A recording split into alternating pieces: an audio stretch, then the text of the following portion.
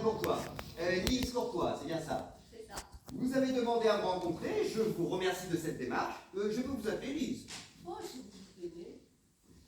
Le docteur Solomon m'a indiqué que vous souhaitiez me voir. Il m'a vaguement parlé de problèmes envers les résidents, mais il m'en a pas dit plus.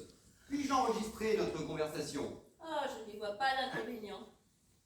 Alors, Lise, qu'avez-vous à me dire de précis? Par quoi commençons-nous? Je vous écoute, dame. Docteur Varan, il y a des choses que je ne supporte plus. Et je ne veux plus garder le silence. Il y a dans mon service 2 personnes qui maltraitent les résidents. Et ce n'est pas une question liée à leur âge, ni à la fatigue, ni au fonctionnement du rayon vert.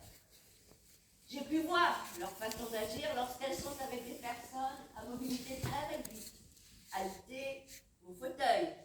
Des personnes qui ne peuvent plus s'exprimer facilement, ou dont la famille ne vient jamais, ou presque les voir.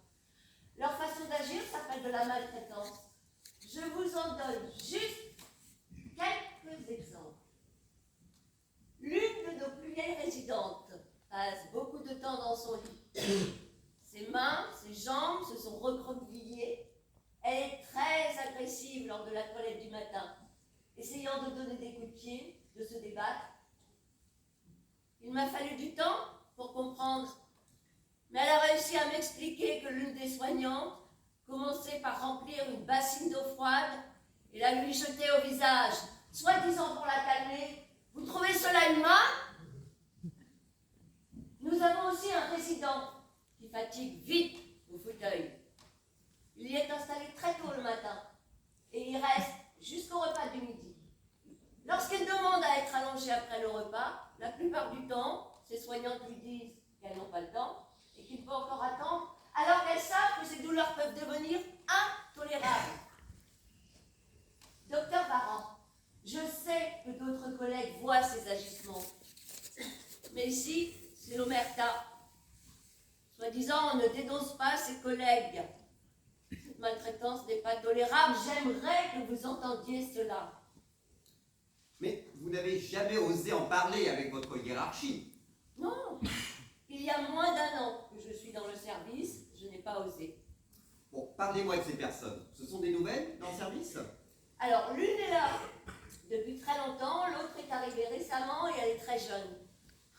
Je vois bien que l'ancienne préfère prendre avec elle une aide n'ayant pas un caractère trop fort et que depuis peu, la plus jeune se comporte comme elle, peut-être pour ne pas la fâcher. Les 2 autres personnes sur lesquelles elle semble se défouler, ce sont 2 dames dans la même chambre.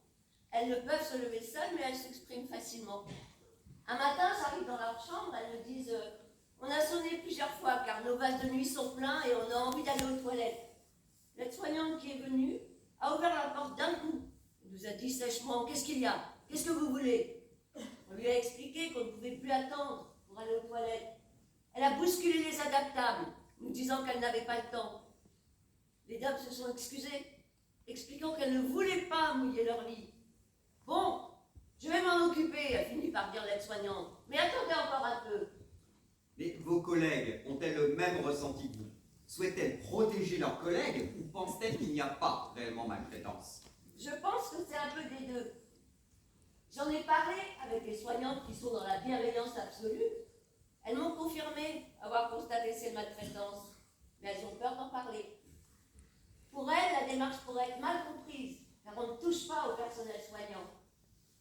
Parfois, j'aimerais que ces 2 soignantes se retrouvent de l'autre côté de la barrière, comme on dit. Déjà, le mot barrière me gêne.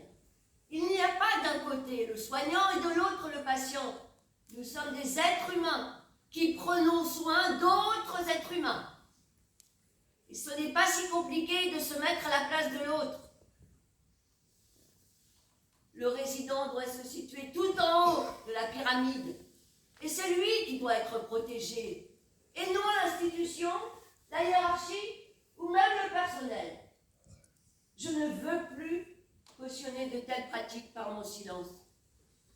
Certaines soignantes ont minimisé ces maltraitances, invoquant la charge de travail, l'exigence de certains résidents, et répétant que le rayon vert n'est pas un hôtel pensionnaires doivent le savoir. Ces arguments sont inacceptables.